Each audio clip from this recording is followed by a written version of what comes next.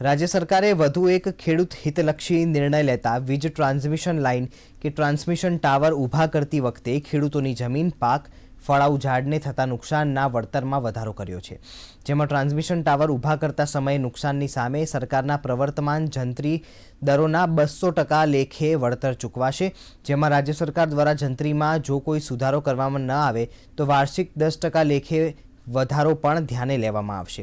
તેમજ ખેડૂતની જમીન ઉપરથી પસાર થતી ટ્રાન્સમિશન લાઇનની પહોળાઈ તથા લંબાઈને ધ્યાને લઈ જમીનના વિસ્તારના 25% લેખે વળતર ચૂકવાશે। ઉપરાંત ટ્રાન્સમિશન લાઇનના રૂટ નક્કી કરાતા પહેલા સ્થાનિક વહીવટ સત્તામંડળો સાથે જરૂરી પરામર્શ કરાશે।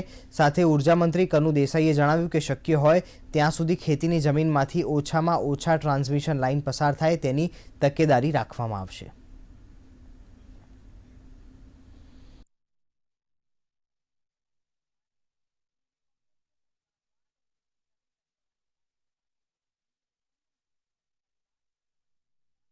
ટ્રાન્સમિશન લાઇન કે ટ્રાન્સમિશન ટાવર ઊભા કરતી વખતે ખેડૂતોની જમીન, પાક, ફળાઉ ઝાડને નુકસાન વળતરની અંદર બીજી વાર આપણે વધારો કર્યો છે।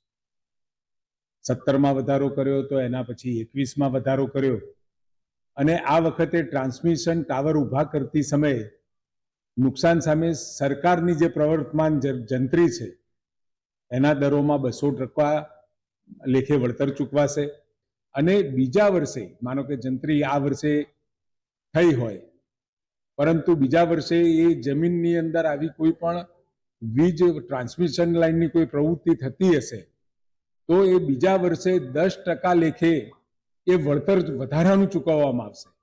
અને એ પણ માનો કે 3 વર્ષ પછી, 4 વર્ષ પછી એ 200% તો ખરા જ, પરંતુ જેમ વર્ષ જાય એમ 10% વળતર વધારાનું ચક્રવૃદ્ધિ વ્યાજ સાથે જો જંત્રીના દરમાં ફેરફાર ન થયો હોય તો એ રીતે ચૂકવવાનો નિર્ણય કર્યો છે।